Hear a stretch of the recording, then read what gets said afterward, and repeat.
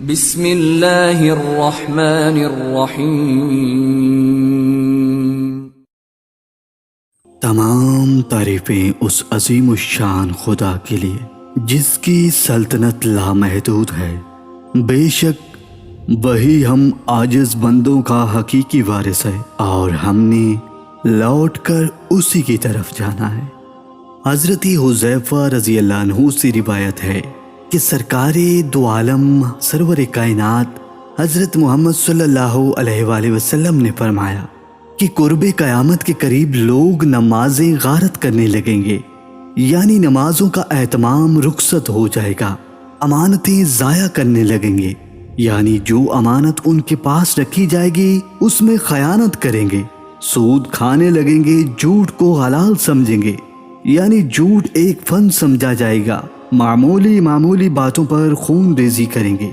ذرا سی بات پر ایک دوسرے کو قتل کر دیا جائے گا، اونچی عمارتیں ہوں گی،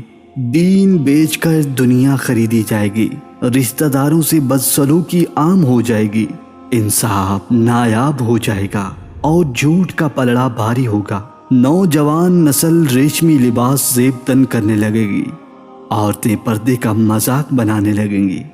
ظلم اور بربریت عام ہو جائے گی، ناچ گانے کو فروغ ملے گا، دین کی باتوں سے لوگ دور بھاگنے لگیں گے، طنز و مزاح کی محفلیں جمیں گی، اسلامی قوانین سے لوگ بیزار ہونے لگیں گے، مسجدوں کو خوب سجایا جائے گا لیکن نمازی کم ہو جائیں گے، زنا بازاروں گلیوں میں جانوروں کی طرح عام ہونے لگے گا، برکتیں ختم ہو جائیں گی، مختلف بیماریاں پیدا ہونے لگیں گی، علماء کرام دنیاوی حرص میں مبتلا ہو جائیں گے، اور بس پھر وہ وقت دور نہیں ہوگا کہ ایک سور پھونکا جائے گا اور پھر پہاڑ بادلوں کی صورت میں ہواؤں میں اڑنے لگیں گے، توبہ کا دروازہ بند ہو جائے گا، کسی کا کوئی عمل قابل قبول نہیں ہوگا۔